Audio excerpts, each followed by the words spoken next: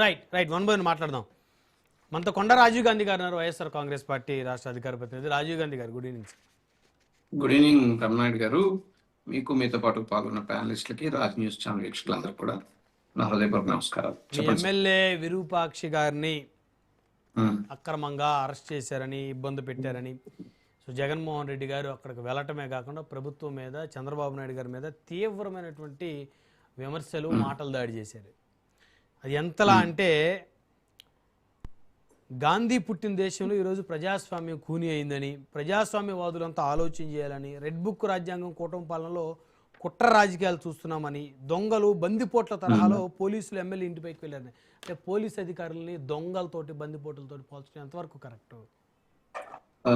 బ్రహ్మనాయుడు గారు, సోదరు విజయశేఖర్ రెడ్డి మాట్లాడినప్పుడు నేను కొంచెం లేట్గా జాయిన్ అయినా ఆయన మాట్లాడిన మాటలు, మీ ప్రశ్నలు అన్నిటికీ ఏంటంటే, సోదరులు ఇందాక ఒక మాట మాట్లాడుతూ ఎవరన్నా పోలీస్ స్టేషన్కి ఎవరికన్నా థ్రెట్ ఉంది లేదా భయం ఉంది అని అంటే ప్రొటెక్షన్ కోసం పోలీస్ స్టేషన్కే వెళ్ళాలి కదా అని అన్నారు ఆయన. ఎస్, బాబాసాహెబ్ అంబేద్కర్ గారు రచించినటువంటి రాజ్యాంగంలోనైతే రక్షణ కోసం ఏ పౌరుడైనా, ఏ బాధితుడైనా పోలీస్ స్టేషన్కే వెళ్ళాలి. కానీ ఆంధ్రప్రదేశ్ రాష్ట్రంలో పోలీస్ స్టేషన్లు లాకప్ డెత్లకు కేంద్రాలుగా తయారైంది. సాయి కృష్ణ ఉదంతం గాని, క్రాంతి కుమార్ గాని, ఇలా చెప్పుకుంటూ పోతే కోకొలలో పోలీసులే హంతకులై మారుతా ఉన్నారు. కొంతమంది పోలీసులు, ఎంటైర్ పోలీస్ వ్యవస్థ నేను ఆపాదించట్లేదు కానీ కొంతమంది పోలీసులు. ఉదాహరణగా నాగరాజు వ్యవహారం నిన్న కోర్టుకు సంబంధించి వీడియో కాన్ఫరెన్స్ అయితే నాగరాజు ఏం చెప్పాడు, ఆయన చెప్పిన విషయం అందరికీ తెలుసు. కానీ అతను ఏం చెప్పాడు, నన్ను ఈ కేసులో ఇంకా విరికించాలని చూస్తున్నారు, నన్ను బలవంతంగా ఒప్పుకోమని అడుగుతున్నారు. అంటే ఎవరు ఒప్పుకోమన్నది, ఎవరు ఇరికించాలని చూస్తుంది? ఆ నాగరాజుని జైల్లో బెంబేలు ఎత్తించి భయపెట్టే అంత అధికారం ఎవరి దగ్గర ఉంది? ఏ నాయకులు, అధికార పార్టీ వాళ్ళు ఎవరు చేస్తున్నారు? దీని వెనకాల ఎవరున్నారు అంటే మీకు ఒక ఎగ్జాంపుల్. అధికార పార్టీ వాళ్ళు ఉంటారు, ప్రతిపక్షం అయితే ఉండరు. ఇది క్లియర్, ఉండరు, డెఫినెట్ గా ఉండరు. అదే అంటున్నాను కదా. నేను అనేది ఏంటంటే, గాంధీ పుట్టిన ప్రజాస్వామ్యంలో, గాంధీ పుట్టిన ఈ దేశంలో ఈ రకంగా అధికారం ప్రజలు ఇస్తే దాన్ని ఇంత దారుణంగా వీళ్ళు దుర్వినియోగం చేస్తున్నారు. కొంతమంది పోలీస్ వ్యవస్థలతో వారిని అడ్డు పెట్టుకుని వ్యవస్థలో ఒక రాక్షస రాజ్యాన్ని అమలు చేస్తా ఉన్నారన్న దానికి జగన్మోహన్ రెడ్డి గారు చెప్పిన మాటకి ఇది శాంటిటీగా నేను ఒక కేసు ఎగ్జాంపుల్ చెప్పాను. ఇలాంటివి చాలా కేసులు ఉన్నాయి, చాలా అంటే చాలా. ఇకపోతే బీసీ అని ఎందుకు అంటున్నారు అని అన్నారు. తర్వాత ఏదో బట్టలు, ఎస్, ఎవరు మనం సమాజంలో గౌరవప్రదంగా బతికేటటువంటి ఏ యువకుడైనా, ఏ యువత అయినా, ఏ పౌరుడైనా ఎవరు కూడా భారీ బట్టలు చించేటటువంటి సంస్కృతి ఉండదు. కానీ ఆ వీడియోలో క్లియర్ గా కనిపిస్తోంది. ఎందుకు చేసుంటాడు? మరి చేశాడు, జరిగింది వీడియోలో ఉంది. అదే ఏ వీడియో కాదు, ఏ డిజిటల్ ఫోరెన్సిక్ ఆడిట్ దాని మీద జరగలేదు, అది అబద్ధం అంటానికి లేదు, ఉంది. కానీ ఎందుకు చేశాడు అన్నటువంటి ప్రశ్న వచ్చినప్పుడు చరిత్ర కూడా మనం గమనించాలి. చరిత్రలో అనేకమైనటువంటి సంఘటనలు జరుగుతున్నాయి. ఇప్పుడు సమాజం మొత్తం మనం చూస్తున్నాం. భర్తలను చంపేస్తున్న భార్యలు, భార్యలు చంపేస్తున్న భర్తలు, తల్లిదండ్రులు చంపేస్తున్న కొడుకులు, కొడుకులు చంపుతున్న తల్లిదండ్రులు, ఇవన్నీ సమాజంలో కోపోద్రేకాల్లోనో లేదా వారి అవసరాలు ఇచ్చారో, కుట్రలు ఇచ్చారో అనేక సంఘటనలు, మానవతా సంబంధాలు కొంత మరుగున పడినటువంటి మాట వాస్తవం. అయితే ఇక్కడ ఆ విషయం కాదు, ఇక్కడ రాజకీయ కోణం ఉంది. ఏంటి ఆ కోణం?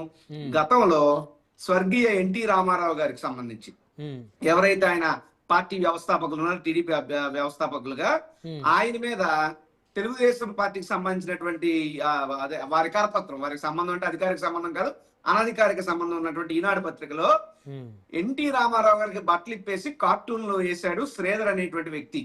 ఆ శ్రీధర్ అనే వ్యక్తి ఈ రోజు ఈ ప్రభుత్వంలో, ఈ కూటమి చంద్రబాబు నాయుడు గారి అధికారం ఉన్న ప్రభుత్వంలో గౌరవ సలహాదారుడుగా ఉన్నారు. అంటే బట్టలిప్పి కార్టూన్లు వేసినోడికి గౌరవ సలహాదారు పదవి ఇచ్చినటువంటి ప్రభుత్వం కదా. ఏమో బట్టలు చింపేసి రాజకీయంగా విరూపాక్షి గారిని ఇరికించేస్తే ఏమన్నా రాజకీయ లబ్ధి అవుద్దని ఆశపడ్డాడో ఏమో, ఆయన నిర్మాణ పని అయితే చేశాడు. విజయశేఖర్ రెడ్డి గారు మీరు ఆగాలి, మీరు కాదు, మీరు ఆగాలి. You should stop. Patience to listen. మీరు ఆగద్దు, రావద్దు, మాట్లాడద్దు, ఆపండి. మీరు ఆగాలి. విజయశేఖర్ రెడ్డి గారు, మీ వర్షం మీరు చెప్పారు కదా, వారు కూడా 2 నిమిషాలు మాట్లాడిద్దాం. విజయశేఖర్ రెడ్డి గారు, మీ వర్షం మీరు చెప్పండి. మాట్లాడతాం, బరాబర్ మాట్లాడతాం. ఏంటి నువ్వు చెప్పే సొల్లు కబుర్లు, నువ్వు చెప్పే సోది మాటలు వద్దులేండి. మాట్లాడితే నేనే పోతుండాలి. నీ వల్ల తప్ప నీ ఒడుకు ఇంకో దగ్గర చూపించు. రాజీవ్ గాంధీ ముందు మాట్లాడినప్పుడు ఒళ్ళు నువ్వు అదుపులో పెట్టుకో, లేదంటే నిప్పు కట్టుకొస్తాయి. నువ్వు ఎవరితో పెట్టుకున్నావు అనుకోకు. రాజీవ్ గాంధీ అని నోరు అదుపులో పెట్టుకో. పిచ్చి పిచ్చి కోతలు వస్తే నీ చరిత్ర వద్దులేండి గాంధీ గారు, రాజీవ్ గాంధీ గారు, రాజీవ్ గాంధీ గారు వ్యక్తిగతంగా వద్దు. మనం జగన్ గారు మాట్లాడిన అంశాలు, చంద్రబాబు గారు మాట్లాడిన అంశాలు మాట్లాడదాం. రాజీవ్ గాంధీ గారు ఎందుకు మీరు రెచ్చగొట్టే వ్యాఖ్యలు ఎందుకు? రాజీవ్ గాంధీ గారు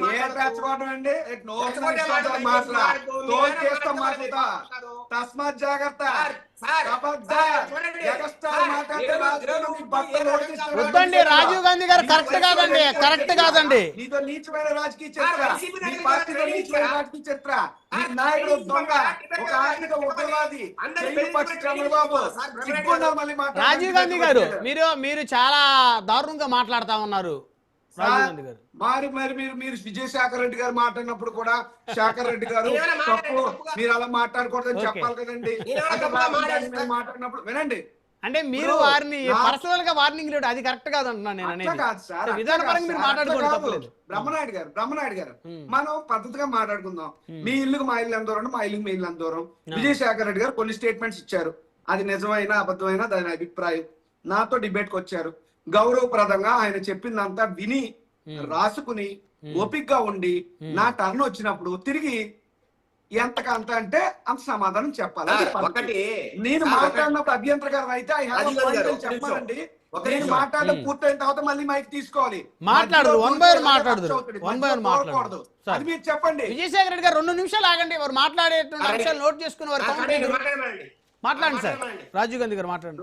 ఇప్పుడు నేను చెప్పొచ్చేది ఏంటంటే, అంటే రాజకీయంగా ఇప్పుడు బట్టలు ఒక భర్త భార్య బట్టలు తీసాడని ఆయన అన్న అనుమానానికి అక్కడ ఉన్నటువంటి వీడియో ఫుటేజ్ ఆధారంగా గతంలో జరిగినటువంటి సంఘటనలు, ఆ రకమైనటువంటి పనులు చేసిన వాళ్ళకి ప్రభుత్వం ఇస్తున్నటువంటి గౌరవ మర్యాదలు, పదవులు, హోదాలు, ఇవన్నీ కలగలిపి ఉద్దేశపూర్వకంగా కుట్ర కోణంలో విరూపాక్షగా నిరిగించాలన్నటువంటి మాట వాస్తవం.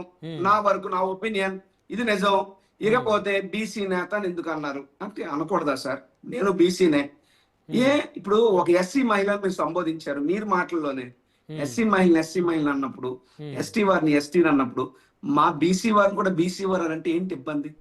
అంటే ఒక బీసీ ఎమ్మెల్యేని ఉద్దేశపూర్వకంగా కుట్ర కోణంలో భాగంగా అనగదొక్కే ప్రయత్నం చేస్తున్నప్పుడు మా బీసీ వారికి అన్యాయం జరుగుతుందని బీసీలు నోరిప్పుకునే స్వేచ్ఛ ఈ ప్రభుత్వంలో లేదా? ఇంత ఘోరమా, ఇంత దుర్మార్గమా? అసలు ఎంత అహంకారం ఉంటే బీసీలను ఎందుకు అన్నారు అంటారు? బీసీలు ఓట్లు కావాలి మీకు, బీసీ డిక్లరేషన్ ఇస్తారా మీరు? మీ పార్టీలో బీసీ సెలవులు పెట్టుకుంటారే. బీసీ వాడికి అన్యాయం జరిగి బీసీ వాడు బీసీ అని అంటే తట్టుకోలేకపోయినంత అహంకారం ఎందుకు వస్తుంది? అది ఆ స్టేట్మెంట్ విత్డ్రా చేసుకోవాలి. ప్రతి ఒక్కరికి హక్కులు ఉంటాయి. బీసీకి అన్యాయం జరిగినప్పుడు అన్యాయం జరిగిందని మేము అంటాం, అది అనకూడదు అన్నటువంటి రాజకీయంగా తప్పుడు మాట. మీకు బీసీలు ఓట్లు వద్దు అనుకున్నప్పుడు, బీసీలు మీకు ఓట్లు వేయకూడదు అనుకున్నప్పుడు అప్పుడు చెప్పండి ఆ స్టేట్మెంట్లు. ఓట్లు మాత్రం బీసీలు కావాలా, సీట్లు మాత్రం బీసీలు కావాలా? సాటి బీసీ వాడికి అన్యాయం అయితే బీసీ వాడికి అన్యాయం చేద్దాం ఒక బీసీ మాట్లాడితే అది మీరు ఎందుకు తట్టుకోలేకపోతున్నారు? సో అది కరెక్ట్ కాదు. ఇకపోతే ఫైనల్ పాయింట్ అంటే ఆయన కూడా మాట్లాడాలి, ఆయనకి సమయం మధ్యలో అనవసరం రచ్చబంధం జరిగింది కాబట్టి టైం కిల్ అయింది. చెప్పండి, మీ ఎమ్మెల్యే అక్రమ అరెస్టా? 100% అక్రమ అరెస్ట్. అయితే ఇది వారైతే ఇప్పుడు అరెస్ట్ చేశారు కదా, అక్రమ సక్రమ అనేటువంటిది కోర్టు అనేటువంటిది తెలుస్తుంది. మా పార్టీగా, మా ఉద్దేశంగా, మా లీగల్ ప్రెజెన్స్ లో ఖచ్చితంగా మా పార్టీ ఎమ్మెల్యే అయినటువంటి బూసి విరూపాక్ష గారి మీద తప్పుడు కేసు పెట్టారు, అక్రమంగా అరెస్ట్ చేశారు, అందులో డౌట్ అయితే ఏం లేదు. ఒకటి. ఇకపోతే ఇందాక విజయశేఖర్ రెడ్డి గారు మాట్లాడుతూ సోదరులు ఈ జగన్మోహన్ రెడ్డి గారు అందరినీ అనేక ఇబ్బందులు పెట్టేశారు, ఎవరిని రోడ్డుని ఎక్కలేవలేదు, అది ఇది అన్నారు. అంత ఆయనకున్నంత అపారమైనటువంటి మేధావితనం నాకు రాజకీయంగా లేకపోవచ్చేమో కానీ మా ఉత్తరాంధ్ర ప్రాంతం వరకు నాకు కాస్త రాజకీయ అవగాహన ఉందని నేను అనుకుంటున్నాను. ఈ ఉత్తరాంధ్రలో విశాఖపట్నం స్టీల్ ప్లాంట్ కి సంబంధించి అక్కడ అమరావతిలో ఎట్లాగైతే చాలా రోజులుగా ఉద్యమం జరిగిందో అలాగే విశాఖ స్టీల్ ప్లాంట్ లో కూడా చాలా రోజులు ఉద్యమం జరిగింది. కానీ ఏ రోజు అమరావతిలో టెంట్ జగన్మోహన్ రెడ్డి గారు ఎప్పుడు పీకేయించలేదండి. ఆ టెంట్ ఉండానే ఉంది, టెంట్ నడుస్తానే ఉంది. కానీ మీరు అధికారంలోకి వచ్చాక విశాఖపట్నం స్టీల్ ప్లాంట్ దగ్గర టెంట్ ఎందుకు పీకేయించారు, పర్మిషన్ ఎందుకు తీసేశారు? దీనికి ఒకదానికి సమాధానం చెప్పమానండి. మేము ఉన్న నాలుగు కూడా టెంట్ రన్ అవుతూనే ఉంది. ఈ టెంట్ రన్ అయింది, అమరావతి టెంట్ రన్ అయింది. అంటే ఉద్యమాలను అనగదొక్కేది ఎవరు? మీరు. వాళ్ళు ఎన్నిసార్లు ఆఖరి కోర్టుకు పోయారు పర్మిషన్ తెచ్చుకోవడానికి.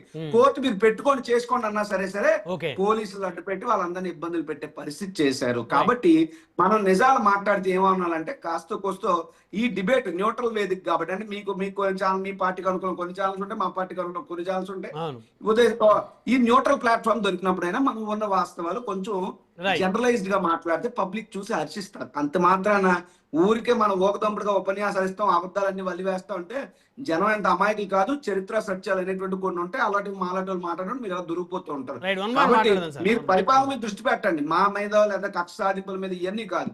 ఆ రకంగా మీరు చేస్తే ఈ రోజు మీరు నాటేటటువంటి విషరాజకీయ అనే విత్తనం రేపు మహావృక్షమై మిమ్మల్ని మడత పెట్టి మూలం కూర్చోబెట్టి జాగ్రత్త. డిబేట్ లో